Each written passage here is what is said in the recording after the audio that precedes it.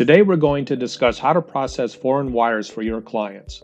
PCBB provides a comprehensive international services solution which includes our most popular service, foreign wires, serving community financial institutions across the country.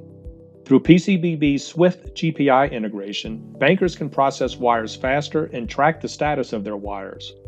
With easy access, users can log in and process foreign wire requests via our online Correspondent bank connection, or simply called CBC. CBC is where transactions are created and approved in a dual custody setting, and reports are available online for record keeping as well.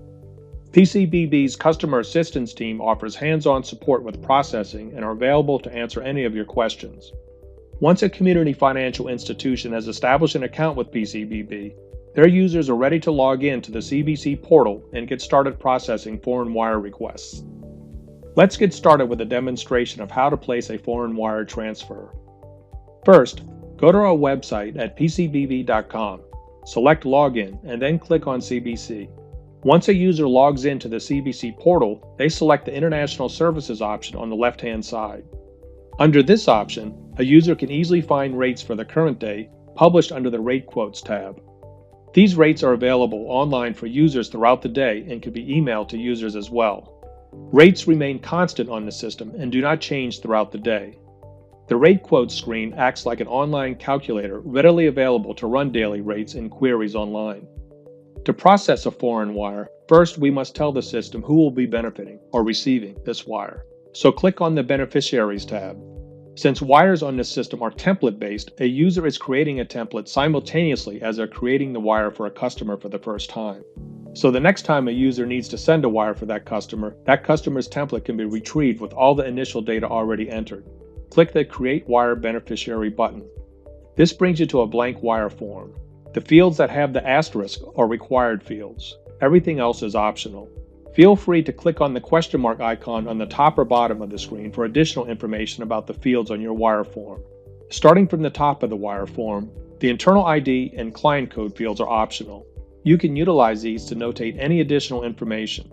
Internal ID can be a branch name or branch ID. The client code field can be used for any additional information or can be left blank. Next, select the currency your client wishes to send in the drop-down. US dollars is at the very top of this list since this is the most common currency.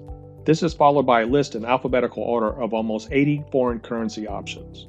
The user can choose to enter an amount in either US dollars or a foreign amount. If it's a foreign amount entered, the system will do the conversion on their behalf.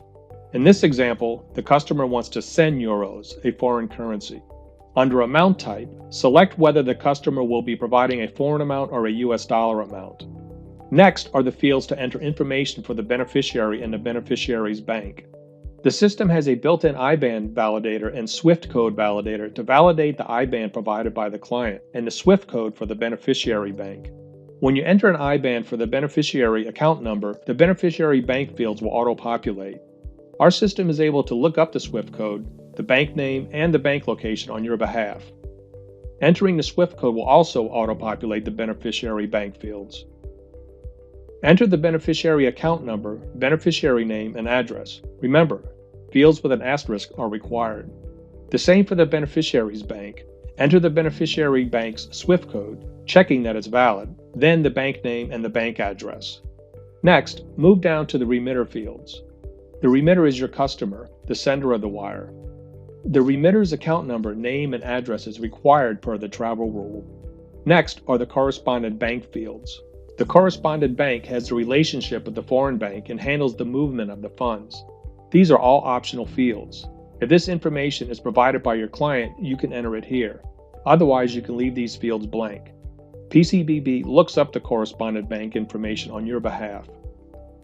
Lastly is the Auto Expires checkbox at the bottom of the screen. This field is checked by default and allows for CBC to auto-expire your template. If a template has not been used for a period of 6 months, our system will remove the template on your behalf. If you'd rather keep the template on the system and manually delete it yourself, then uncheck this box. Once you're finished entering information on this screen, click the Save button on the bottom. This will save your template. The template can be accessed here in the Beneficiaries tab. You can access the template by clicking on the beneficiary name link. Then review all the information entered on the template. When you're ready to send the wire, click the Send button on the bottom. Click OK to be taken to the second page. Enter the wire amount in the Client Amount field. Next to this field, you will see the daily rate and the US dollar equivalent for that wire. There is an additional Notes section where you can enter any additional information that needs to travel with the wire. This can be things like an invoice number, a reference number, or purpose of payment. The system also has an email notification option. If you need to send copies of the wire, enter the additional email addresses here. The next step in setting up this wire is to click the Save and OFAC check button. When your wire is created, it can be saved here under the Transactions tab. The status O indicates it's open. The next step is your wire is sent automatically over to a second person or approver at your institution who has credentials to log in, review, and approve your wire. The screen you are viewing now is the screen for the approver. At any time your institution has items waiting for approval, your assigned approver will be reminded with this pop-up message when they log on to the CBC platform. If you're an approver, you can click the OK button to be taken directly to that transaction. You are now under the Transactions tab.